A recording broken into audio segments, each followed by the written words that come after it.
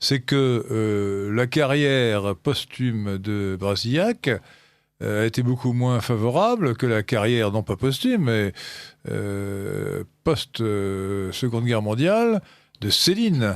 Or, Céline, si vous avez lu, chers auditeurs de Radio Courtoisie, les pamphlets anti-juifs de Céline, c'est autre chose que la prose gentillette de Brasillac. Oui, mais... C'est une férocité invraisemblable. Réponse. Les beaux draps, non, c'est pas les beaux draps, c'est l'école des cadavres, bagatelle pour un massacre. Les beaux draps et bagatelle pour un massacre. Puis les lettres qu'il envoyait aux journaux. Oui, absolument. Donc Céline, alors bizarrement, Céline, en dépit de sa dimension anti-juive, fanatique, virulente, hypertrophiée, jouit d'un statut littéraire assez convenable et prestigieux. Comment expliquez-vous ça ? Moi, j'ai une explication peut-être ? Oui, allez-y et je vous donnerai les miennes. Mon explication, c'est tout simple, c'est que Céline, c'est l'auteur d'un chef-d'œuvre nihiliste, mais d'un chef-d'œuvre quand même qui est Voyage au bout de la nuit. Et c'est quand même sa pensée, aussi contradictoire soit-elle, est profondément subversive. C'est-à-dire que quand les gens de droite se pâment d'admiration pour Céline, moi je suis toujours comme de Ronflant, si vous me permettez l'expression, parce que, un, c'est un nihiliste, et deux, c'est un grand écrivain, incontestablement, mais qui a démoli la langue française, qui a entrepris de la démolir.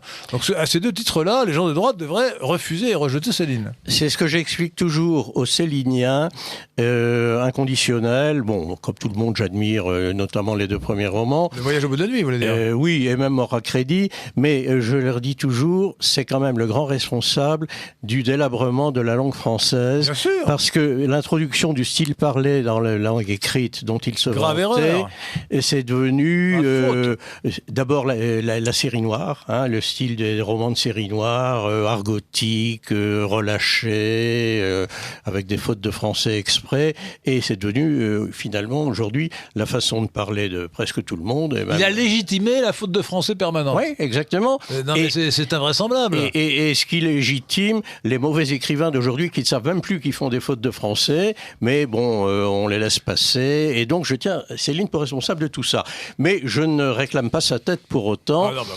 La différence de traitement vient de ce qu'il était au Danemark, bien au froid, mais enfin il était loin, tandis que Brasillac, lui, était bien au froid à Fresnes, et c'était plus facile de... Non, mais là je parlais de la carrière littéraire après.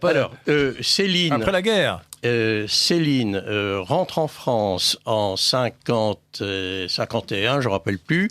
Il est très astucieusement défendu par Tixier-Vignancourt, qui obtient... Grand avocat. Oui, grand avocat s'il en fut. J'espère qu'à ce micro, c'est un nom qui éveille encore quelques échos. Candidat à la présidentielle de 1965 contre De Gaulle, avec un directeur de campagne qui s'appelait... Jean-Marie Le Pen. Voilà. Ça, c'est la paléo-histoire du Front National. Oui, exactement. Et j'ai été témoin de cette paléo-histoire parce qu'il y avait quelqu'un de ma famille qui était très proche de tout ça. Ne nous égarons pas. Donc, quand Céline revient, il est acquitté et du coup, on peut le rééditer. Mais il est acquitté. Oui, c'est d'ailleurs stupéfiant parce que il avait écrit des choses bien plus dangereuses, de son avocat, grâce à l'avocat. Oui, qui le fait annoncer sous le nom de Détouche. Enfin voilà, il y a une astuce. C'est ça. Céline était et on a fait le procès du docteur Détouche. Et alors évidemment, il a présenté un bon docteur dans les dispensaires de banlieue. Qui a fait un mémoire sur Semmelweis. Semmelweis. J'arrive jamais à rappeler ce nom allemand. Ouais. C'est un hongrois d'ailleurs. Ah bon ? Mais oui, mais enfin. Rappelez le nom. Semmelweis. C'est autant de l'Autriche-Hongrie. Je ne peux pas. Semmelweis. Je ne peux pas, chers auditeurs de Radio Courtoisie, ne pas dire un mot sur ce grand homme qui nous a appris à nous laver les mains. Car il faut savoir, je fais un détour, mais c'est quand même, Céline, ça vaut la peine. Les enfants mouraient comme des mouches après l'accouchement. Il y avait 30-40% de décès périnataux.